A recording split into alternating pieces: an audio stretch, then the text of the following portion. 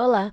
Nós vamos falar sobre os fármacos inibidores da protease do HIV e como eles atuam no tratamento da infecção do vírus da imunodeficiência humana. O HIV foi descoberto no início da década de 80, quando se observou uma grande facilidade de transmissão que contribuiu para que a síndrome da imunodeficiência adquirida, mais conhecida como AIDS, se tornasse uma das pandemias da humanidade. A OMS, a Organização Mundial da Saúde, registra diariamente 14 mil novas pessoas infectadas no mundo.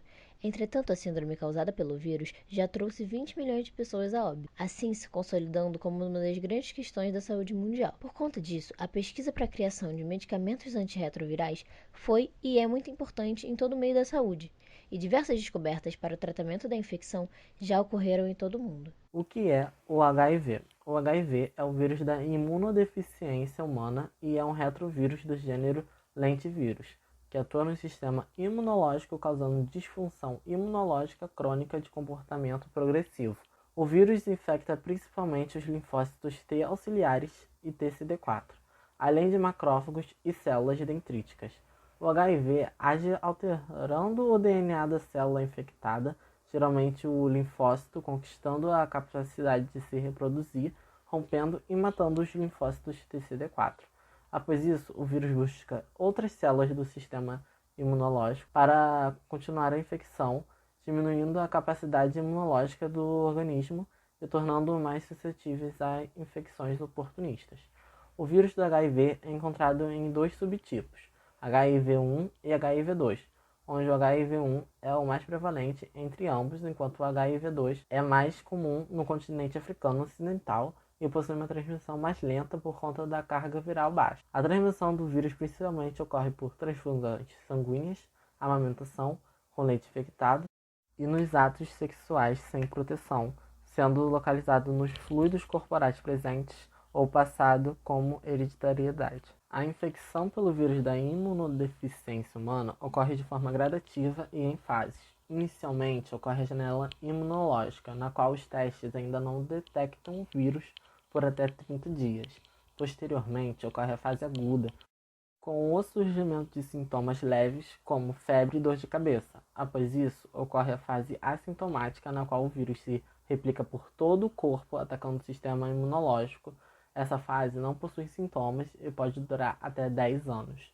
A AIDS, que significa Síndrome da Imunodeficiência Adquirida, é o estágio mais avançado da infecção pelo HIV e surge quando a pessoa apresenta infecções oportunistas, como tuberculose e pneumonia, que se aproveitam do comprometimento do sistema imunológico, devido à baixa imunidade ocasionada pelo vírus.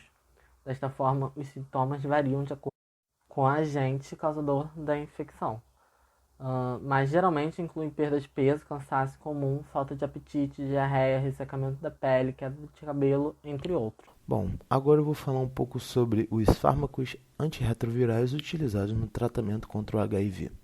Esses antirretrovirais, ou ARV, são fármacos usados para o tratamento de infecções por retrovírus, principalmente o HIV. E a terapia altamente eficaz com antirretrovirais é conhecida como TARV. Tem casos em que a pessoa, o paciente, pode descobrir ser portadora de HIV mesmo antes de desenvolver a AIDS.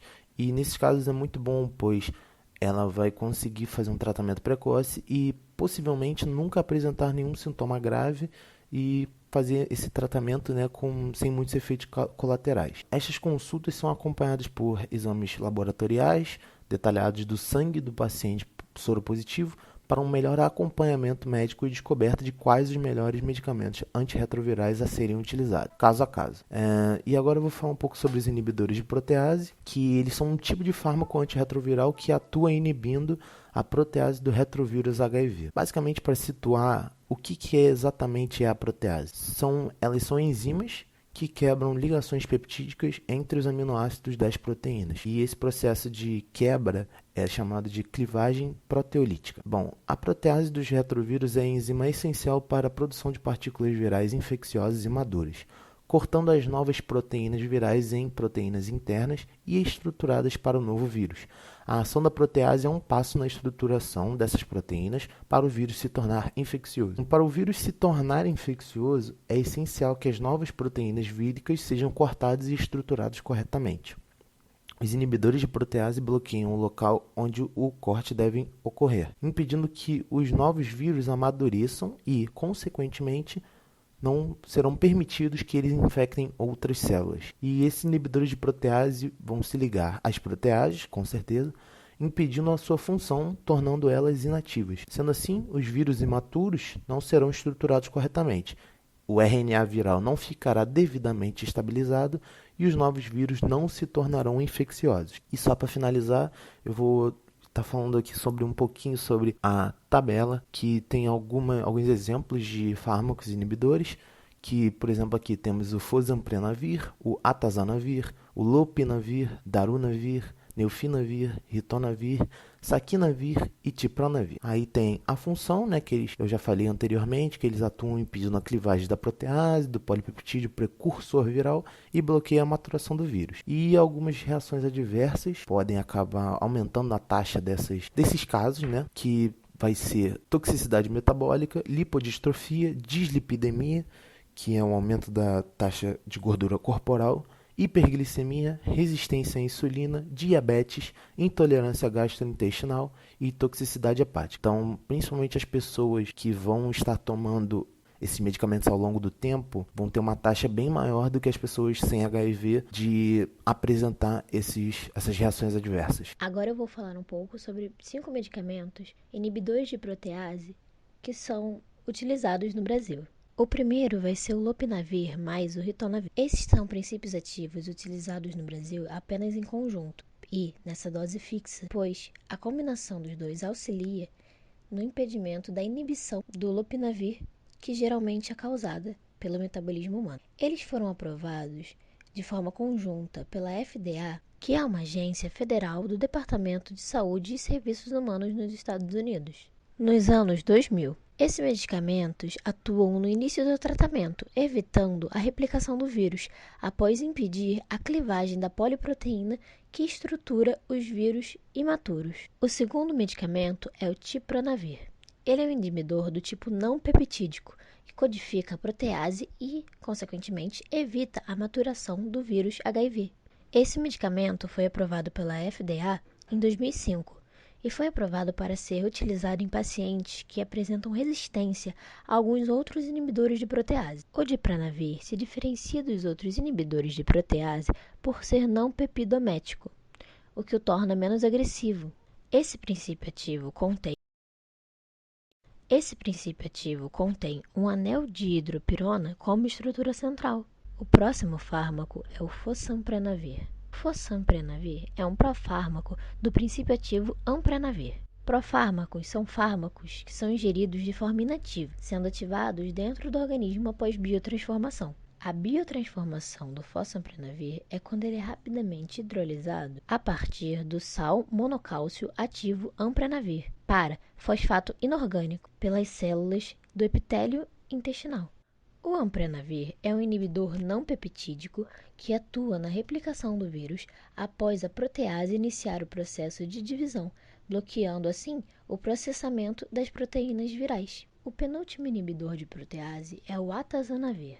Esse é um medicamento azapeptídeo, inibidor de protease que possui grande potencial antirretroviral.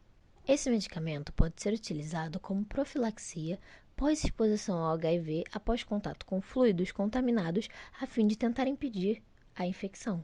Esse fármaco atua inibindo o processamento de poliproteínas das células infectadas pelo HIV por ligação local ativa das proteases presentes no HIV tipo 1. O último fármaco é o Darunavir. O Darunavir pode ser utilizado também como profilaxia ou prevenção após uma potencial exposição ao vírus HIV. O Darunavir geralmente é um medicamento utilizado após outros tratamentos do tipo antirretrovirais terem sido testados no paciente. Quando esses outros tratamentos não obteram resultados positivos O inibidor de protease darunavir costuma ser utilizado, pois ele é um inibidor de dimerização da atividade catalítica, que possui uma fortíssima ligação com a protease do HIV-1. Consequentemente, ele inibe seletivamente a clivagem das poliproteínas e bloqueia, assim, a maturação do vírus. Considerações finais. O primeiro medicamento de tipo antirretroviral foi a zidovudina, lançada no ano de 1987. No início dos anos 90, foram ocorrendo alguns surgimentos de medicamentos para o tratamento da infecção por HIV, a fim de controlar a pandemia. Os inibidores do protease, entretanto, foram começar a ser utilizados no início dos anos 2000 até 2004, 2005. Desde o seu surgimento até mais ou menos a época em que os inibidores de protease começaram a ser utilizados, 33,4 milhões de indivíduos já haviam sido infectados com a síndrome causada pela infecção do HIV. E nos últimos 40 anos, a epidemia da AIDS atingiu 60 milhões de pessoas e, infelizmente, levou a óbito mais de 25 milhões.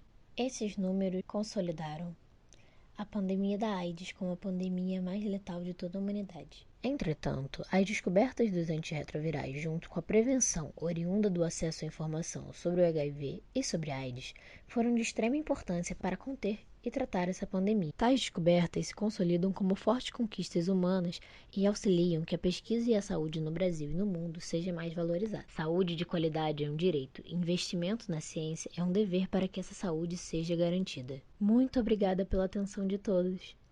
Tchau!